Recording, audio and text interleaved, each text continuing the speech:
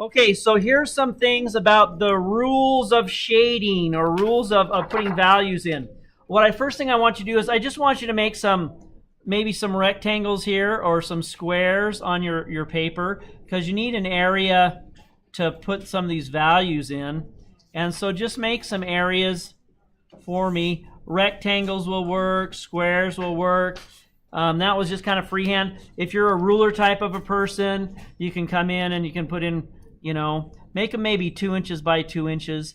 And I think if you have if you have 5, we might be able to get away with just 4, but if you have at least 5 on there, and they can be just about anywhere.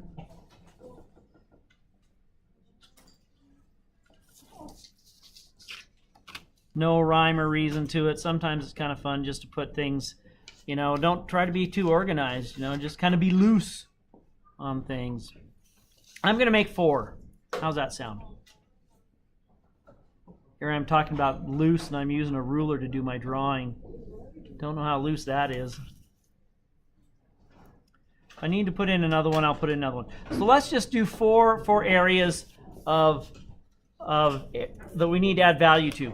Okay, so rules of shading that I have. Rule number 1, and these are in no particular order, but they are kind of helpful as you go to start your stuff, is rule number 1, when you apply value, it's helpful to start at the boundary and move towards the middle. Okay, so what I mean by that, I'm going to get a heavier one. This is a darker pencil, so hopefully you can see a little better. So I'm starting right on the edge, and I'm moving towards the center. That way I can keep that edge defined really well. I don't have to go all the way across. I can go most of the way across if I want.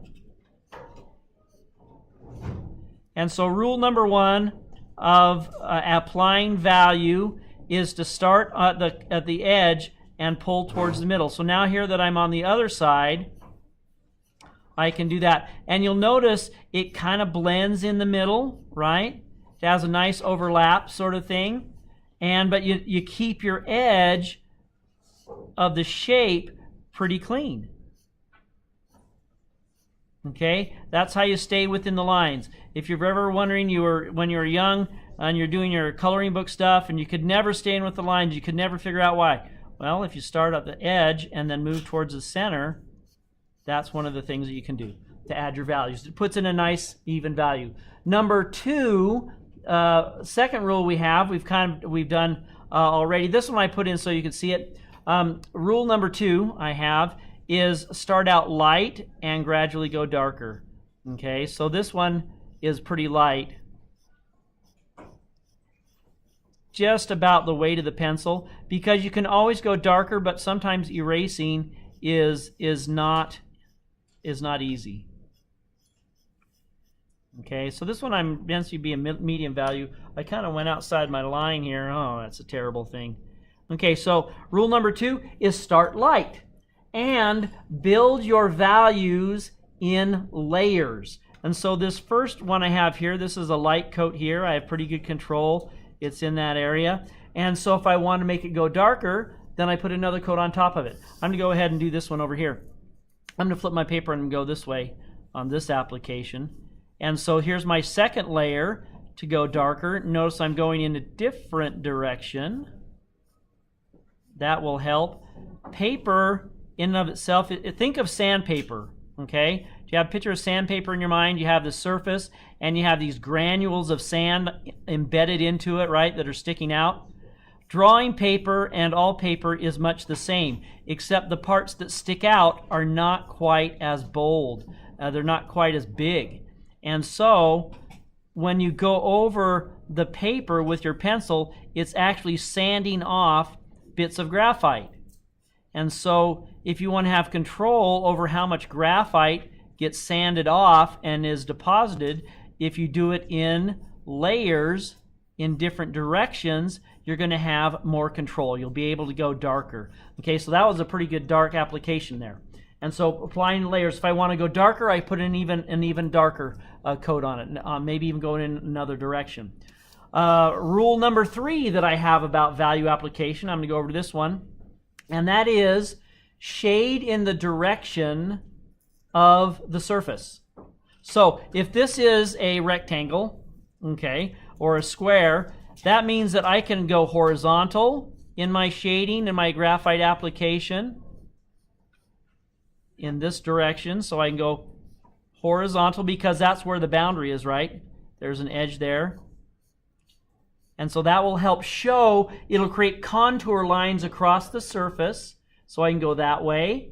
And then I can also go vertical in my application. Those are the two directions of the surface of this particular drawing.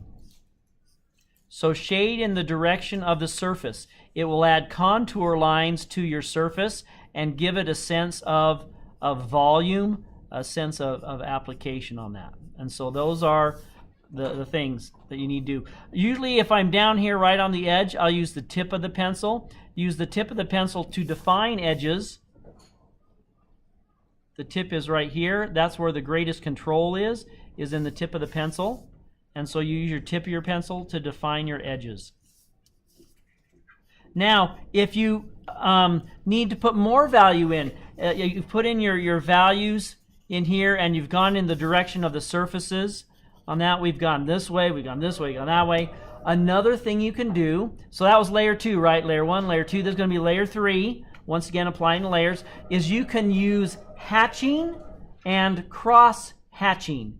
That is shading on the diagonal of the thing. So hatching is when you shade and you go in one direction. Okay, so I'm going across here, putting at the edge, moving towards the center, and going diagonal. The reason that this works is most things are not diagonal, so it creates a sense of its own, and it makes it seem more full. So, and it also has another direction where you're applying the values. Looks like I went outside the lines here. So putting it in another direction. Okay, so a single direction on the diagonal is called hatching. If you go across in another direction, the opposite direction, that is called cross hatching. And now this piece here, because I've used the hatching and the cross hatching, it's going to appear to be more solid. It's not going to be transparent because of hatching and cross hatching. And so that's a good thing that we can utilize with applying values. Use hatching and cross hatching. Just cleaning up my edges a little bit here. Then I can always go back. So that's 4 layers. This is layer number 5. I want this one to go dark. So I'm putting 5 layers on here. And you'll do the same when you're creating your Corvette drawings or any of your other drawings. If you want to go dark, work up your values gradually, because you'll have the greatest control over it.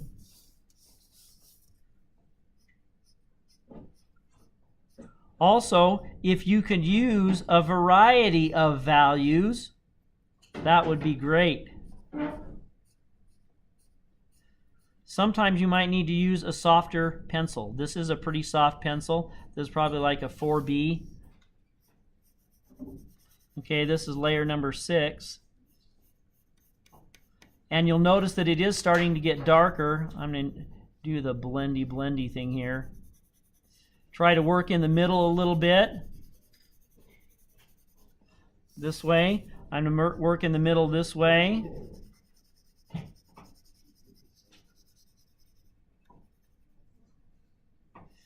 So I want one of your squares that you've made, one of your fills that you've taken care of, I want that one of those to be dark. I want one of them to be medium, and I want one of them to be light. And so in looking at these values that I have here, this one's my dark one, this is my medium one, this is my light one. I want at least one of those. One of each of those when you're making those. Okay, now I need to do one other thing. I'm going to take and I'm going to turn this one into a cube. Now you don't necessarily have to turn yours into a cube. We're going to cover that at a later date with those. But I'm going to do it just so you can kind of see what I'm talking about. And so I'm going to sharpen my pencil a bit. Got to take a break, sharpen my pencil. So the next thing that we wanted to talk about, I think the final rule that I have for you guys, has to do with things that are next to each other. That's why I went for this medium value over here. And so this value over here is going to be my dark value. Notice when I apply the values, I'm going in the direction of the surface, which is angular. I'm going in the direction of the surface, which is also vertical, to create that value. Let's see if I can do this the way I want to do it. Okay, so I have this cube that I've drawn here, and here's the rule on this one. Anytime you have values next to each other, so when I'm looking at this thing here, I have a light, I have a medium, and I have a dark. Anytime you have different values next to each other, as they approach each other, so as this shape here is approaching this shape here, the dark gets darker and the light gets lighter. So what do I mean? I mean that there are actually no areas that are truly straight up flat values. So along this edge right here, it's going to get slightly darker as it gets closer to the thing that it's next to, this gray value. And so it's going to get slightly darker on that. Also up top here, it's going to get slightly darker as it approaches the white. And so as I'm putting in this value, there's going to be a slightly darker value in this shape, in this side that I'm doing here, as the edge is close to the thing next to it. So most shapes are gradients, gradual change from light to dark. Okay? The dark gets darker and the light gets lighter. So I'm going to come in here and I'm just going to go along this edge. I'm going to take my squeezy eraser and I'm just going to kind of tap it a little bit like that. And I'm going to pull some of the value out of right here so that I have a light edge right here. And so over here on the other side, it's going to be just slightly darker on this one here because it's approaching the white of the side, right? And so this is slightly darker over here. This is slightly darker over here because it's next to the white. The light gray, the medium gray gets a little bit darker as it approaches the values here. And so that makes it look a little bit more realistic. Okay? Now that's the subtle treatment. I'm going to make it go even darker still so that you can see what I'm talking about a little bit. And so I'm going to make this edge even a little more dark so there's a bigger gradient effect. Let's push it even a little darker. And so now you start to see how it's changing from dark to light across this area. Let's do the same thing here in the dark area. I'm going to press just a little bit harder and get a little bit darker on the front and the back or the top edge. Do I need a white paper? Mm-hmm. Thank you. And so now that I've added, if you remember that first cube that I had, it looked okay. Well, this looks great. Okay, I don't want your stuff to just look okay. I want it to look great. So in the relationships between your lights and your darks, the light gets lighter and the dark gets darker. Let's see if I can find some examples in your the picture you're going to draw, something that you can kind of see. Okay, so right here, I'm looking at the bumper right here. As that edge comes close to the white part of the Corvette, it gets slightly darker on the upper edge. And the white of the Corvette gets even whiter. There's actually a little bit of a white line right along the edge there, so it separates. It causes separation for that. And the copiers pick it up too. Let's look over here on this side. We have this extremely white bumper here where the light's coming in from this side, and it's very, very, very white right along the edge. But look where the darkest dark is on this shadow side over here. It's right next to that lightest light area. The same thing happens over here on this side. It's darkest right along the edge right here, and it's also whitest as it comes in from this side. And so that's a little bit of a tool you can use to create your drawings to make them a little bit more realistic. Those are the rules that I have that are helpful for adding your values. I don't have this one on Canvas yet. I will add it to where you can upload a picture. So I only ended up using 3, but I wanted a light one, a medium one, and a dark one. I had a cube. Maybe I'll just come in here with this other one, and I just want a light value. I'm just going to put a very light value on here, maybe only shade in one direction. This is almost just the weight of the pencil on that. The weight of the pencil. So I'm going to go a little bit darker, just the weight of the pencil, working from the outside towards the middle, and also shading in the direction of the surface, and also going in multiple directions.